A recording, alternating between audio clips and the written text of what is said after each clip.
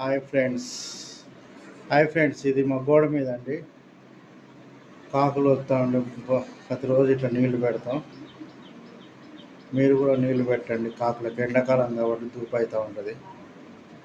నీళ్లు పెట్టి ఇట్లా ఆహారం పెట్టండి పక్షులకి. గోడ మీద, ఇంటి గోడ మీద నీళ్ళు తాగి అన్నం తింటుందండి.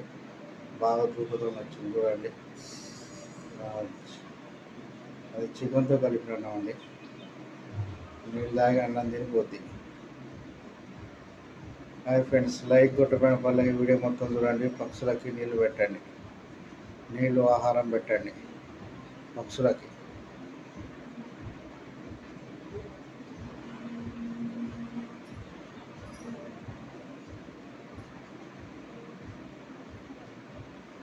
హాయ్ ఫ్రెండ్స్, ఈ వీడియో మొత్తం చూసినందుకు ధన్యవాదాలు.